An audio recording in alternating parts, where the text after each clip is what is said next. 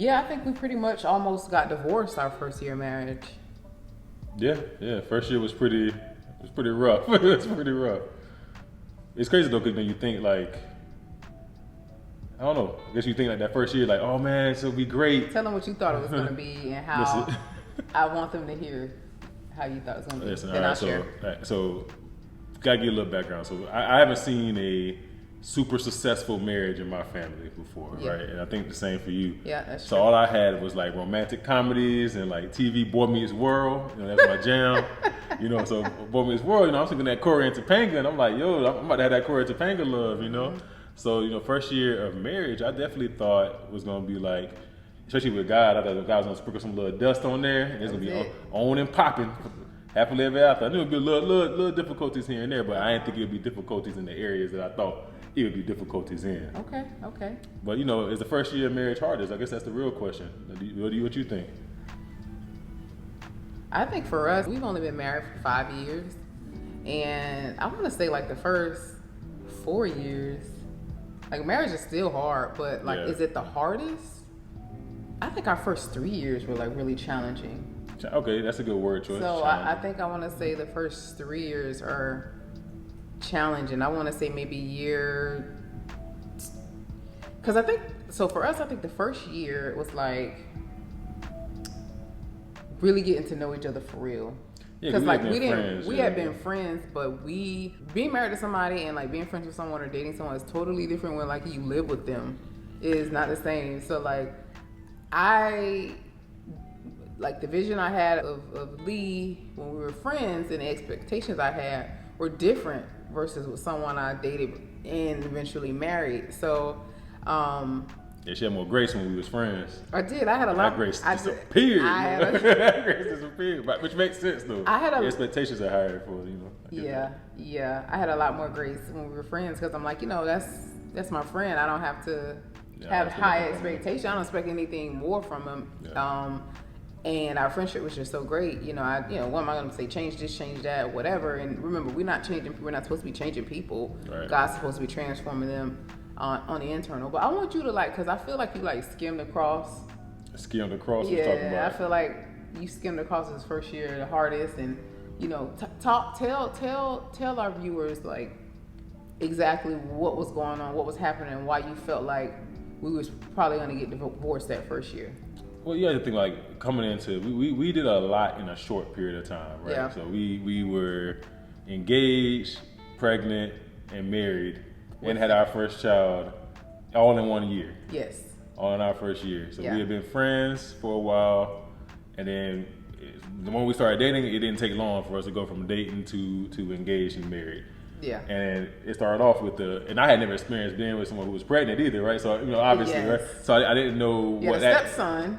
And just coming into that, that first summer was rough. Yeah, the stepson.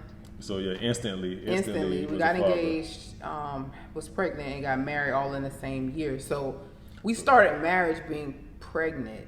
Right. So I think you know, if I go back to then, because we didn't wait. We didn't wait before we got married. And that's the importance of that's the importance of waiting before you. I don't know what would have happened either way, but we did not wait to get pregnant. We got pregnant before we got married.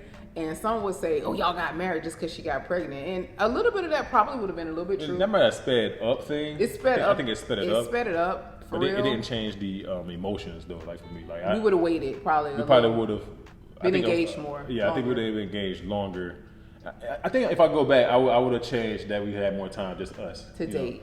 More time to date. I think we kind of we've always been in business together. So it's like literally business and then pregnancy.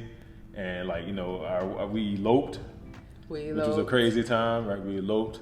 So my mom thinking oh man, we eloping. Like it's like gonna be like this is so romantic. It's gonna be like just emotions. You know, this first marriage night, it's going down. Like you know what I'm saying? It's going down. And our first marriage night didn't quite go down. Nah, it didn't quite go down. But also the pregnancy. I was sick, so I had morning sickness. Mm-hmm. And you know, I wasn't feeling it, y'all. Like I just was not feeling it. Like I'm like, yes, my marriage night, but I feel sick. Like I just want to sleep. I don't want to be bothered. Listen, I'm telling you, I ain't trying to do all that right now. All I knew is this. And then we had that hotel. Oh no, that wasn't. That was in Orlando. But literally, while we were on our wedding night, our wedding night, we had to come back to Tampa that night because we had our Airbnb properties. And something happened with one of our properties. So I think that was the issue. I think we had too much going on. Yes. You know, so when I say like the first year was really hard. Yeah. One, because like, I mean, you know, transparently going from the life I had been having. Tell them a little bit about that life. You know, really better have sex when you want to. Fornicating. You know, you can have sex whenever you wanted to, right? You know, you can do what you want when you want to. If somebody was tripping, you know, you go to another person. It didn't matter, right? And then when you get married, it's like, well, no, that's that person. One person. So it's like now, it was like, man, like she's the gatekeeper to all my pleasure now, but she is sick. She don't want to do it. And like, yo, what am I gonna do? Like I had a very healthy drive, I would say, right? Healthy. A very healthy drive. Healthy. A very healthy drive, right? So you go from, man, you know, whenever you kind of want to all of a sudden, hopefully this month you get it, you know, this month hopefully, and which no, I get, but like, you know, for me, like I hadn't thought about like how pregnancy affects that, right? Like I didn't think about, oh man, when you're pregnant, it's gonna like it deads the sex. I never this is the first time I ever experienced that. So well, for some women, it doesn't dead their sexuality. Well, the thing I read, I had really some increase it, but I'll tell you, my problem is we're keeping up with our words because we don't want to get filtered on. I Googled too much. I was thinking, oh yeah, that too, because YouTube is gonna be like, y'all talking about this. But anyway, I Googled too much. I went to Google too much for the beginning of our marriage. I think like, everything was like why is she like this, or like Google this, right? And I was trying to like fix that. Like I was trying to fix everything about like what was wrong with us. So I was like, all right, so she don't want to have sex. Maybe I need to like read some more books. So I need to read something to figure out how do I, you know, maybe I need, I was like, oh, let's read the love language book. Remember, I was like bringing you everything. I was trying to bring everything to fix this. I just was like, whoa, this is crazy. I thought it was like the honeymoon phase. Where's the honeymoon phase at? Where's the man? Like this the year. I thought we weren't gonna be dealing with this until, you know, at the 5th year. Like always slow it down in the 5th year. But I thought it was gonna be, you know, so, but we kind of having like a reverse, I would say. Like it's, you know, I think each year we get better. Yeah. So like for us, I think each year we get a little bit better because like he explained the first year, like literally, y'all. I'm just keep it real. Like the night before we gave birth to our daughter, we was talking about getting divorced. Yeah. Like we was like, nah.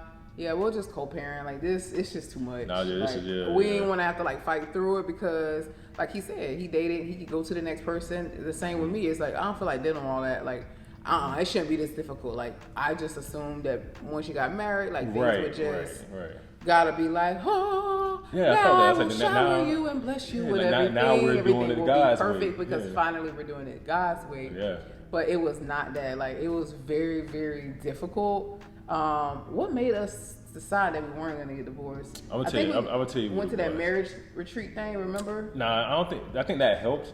I think a lot of things helped.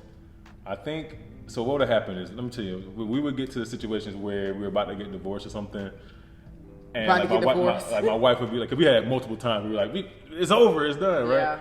But you know, my wife would say that, but then like I would be like, God would nag me. Like I think like as the man, I think God would nag me and be like, nah, like don't let it go. And I'd be like, but God, it'd be so much easier if you just let me let this go. But I feel like he would nag on me and be like, nah, because remember I told you when you first saw her, that was your wife. So I was like, so you need to trust that. And like in my mind, I'm like, it's not matching. Like, it's not matching. But I didn't want to be disobedient either. So I'd be like, okay, well, you know what? If I hang in there a little bit longer, maybe we need to like overcome this. Maybe because we haven't overcome enough things. And then really through our first year, I hadn't really gone to God about it. But I think that when I started going to God about it, I realized that he was so much more concerned with our character than like us, than our happiness, right? Yeah. So it's like, okay, had it been all, because you know, honeymoon phases, you know, you stupid during honeymoon phases. You don't really actually know anything about a person. You don't really know who they are.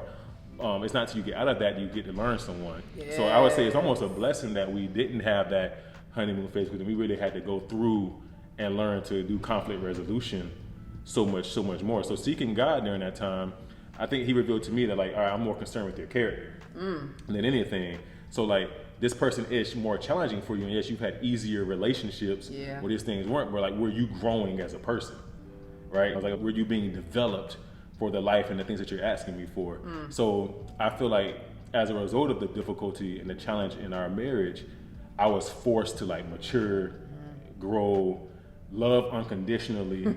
We take that for granted. You think like, oh, unconditional love, and it's not that. And you know, I had my failures throughout our marriage in that at times, but we always kind of came back. Yeah. We always kind of came back. So yeah, marriage was the hardest. We almost got divorced that first year. Yeah. But like, where you at with it now? I mean, I feel like at this point, to be real with you, like it's 5 years, and I don't know. I just ain't going. I just ain't trying to do it over, bro. Like I think we was watching a comedian. Comedian was like, yeah, like I could go do all that, but I be starting over. They might want kids, and I gotta learn them, and you know, they might not like that I leave floss on the counter and this and that, you know. And you have to start completely over with a person, and it's like, man, like I done put in so much work here, and I think I will tell you, I heard something that really stood out to me was like, the grass is greener where you water it. Yeah. You know, so the grass ain't always greener. So you know, just a lot of different people, shade. It's just different, right? So Yeah. we'll when we think that other thing or that other person is a greener thing, it's because we're actually watering that. We're watering that relationship emotionally or physically in a way that God didn't intend. But like, I think with marriage, we kind of like, man, you know, I don't feel like doing that. Like, it should have been easy. It should be easier. It should be easier. Yeah. We don't want to work. So like what he said, like fighting for it and fighting for us. I just want to put this out there that I think there are certain grounds that are cause for divorce, like, you know, women who getting beat up and stuff like that. I don't think that that's something like, it's not something that I personally would stay in, abuse or something situation like that. So I just want to put that out there that we don't stay for every single thing. Yeah. Because there's history and because there's time. There's a point where it is unhealthy. There's no point of return, and maybe God is not in that marriage. Then you might need to take that to the Lord or your spiritual counselors and seek that. But I definitely would say that like Lee was in the beginning. I'll say overall too. He is the one that is like, I guess more of like the fighter for it. There we go. Admit it. We together still because I don't be letting her go. And I could have, but it's like, man, like, you know, in my mind, I think like, yo, like this. And not just because it's been time, but it's like, is it really that bad? So I had to really think about that. So it's not like, oh, you know, Lee, you're fighting for me and I'm not fighting, or just, it's sometimes like I get so overwhelmed sometimes where I feel like, you know what, like he's too good for me. He needs somebody else that can like, you know, handle, you know, all of him in a sense, right? And sometimes I feel like I'm not strong enough to handle it or deal with that or deal with the conflict, and so my fight or flight response would kick in, and I just be wanting to fight because I be like, you know what, he need, I'm not able to provide, and it's causing me to feel inadequate in a sense, and so it wasn't necessarily him, but more so of like you need another degree of a mate. So that's how it was in the beginning. Like I wasn't sure. I felt like it was too much for me to be able to walk in as a wife. And then like I don't know nobody. I don't even have anybody to talk to that is a wife or has had successful marriages, because like my mom was married, but she was like, it wasn't no real marriage. Like she was married to somebody who went to prison for, I don't know, 20, 30 years. Yeah. And then my father has never been around, so I don't even know what it's like to have a good husband or what the traits of a good husband is. So like there was no example for me. So my thing was like, I don't want to deal with it. Maybe God called me to be by myself. Maybe he just wants me to serve at my church and just like raise my children. You start just saying, you know what, maybe I'm not the one that's supposed to be married. But I think that like he said, God spoke to him. God spoke to me too when I first met Lee. When I first met him, I didn't get what he got. Like, that's gonna be my husband. I was showering. This was like, I don't know, maybe like a year after we started working at the probation office, because we worked in federal government. And I remember I was like dating, like I was like going on these dates and dating a lot or whatever. And it just always like it was fun doing it, but like I would get home and I would just always feel so unfulfilled. And I'd be like, God, just, send me a mate, because I don't want to be out here in this life like this. Like you know what I'm saying? Like I want to honor you. And I know that if I'm out here doing this, I will never be able to honor you, because you're not going to bless a mess. You're not going to bless sin. You're not going to bless fornication. You're not going to do all that. Like you're going to have grace for me, that you're going to give me certain things because you love me and you share grace, but you're not going to, I'll never meet my full potential if I'm not walking in line with him, because I know better. It's different when we don't know better, but I know better and he requires a lot. So I'm taking a shower. Was I rambling in that? I mean, I guess a little bit, but it's cool. Okay, I was taking a you can cut that out. Nah, I ain't cutting nothing I was out. taking a shower and I was saying that prayer, what I just said, and Lee, it was a vision of Lee that came, and I was like, nah, God, that's like my friend, like, I don't want to cross that, that line, and then we can't go back. And then, Sorry. so, we had little run-ins like here and there, where like he'll pick me up from like a party or something. Oh, she know to this story, man. We didn't tell that story today. He'll pick me up from a party. Okay, all right. So we tell that story today. That's neither here nor there. But so yes, your marriage for us, the first year, yes, it was challenging. But first year also was hardest, I would say, for the us. Hardest. The first two. Yeah, I think. Yeah, third one got tricky too. First year, I think, was the hardest for me because like it was more like I hadn't experienced anything like it. Like it was just so new. Like I mean, again, like I'm about to be a new father. I'm a stepfather now. Yeah. I'm a husband now. I don't know what it costs to actually run a family. So I'm like, oh, am I making enough money? Like, do I make enough money? I got to figure this out. So I had put a lot of pressure on myself the first year to really go hard in business, and which caused me to make mistakes because you're rushing.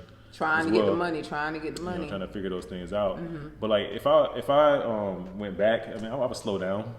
Yeah. I would slow down. Dated longer. Yeah. Probably would have held it off on having our child so that we could have enjoyed, being engaged. Yeah, just really, because I mean, it was like we had. I mean, just we ain't been on a lot of vacations together. No, we ain't been on a lot but of. But we're going to one dates this year. Yeah, we haven't been on a lot of dates. So I think we just have that kind of like reverse relationship where we'll just continue to get better with time.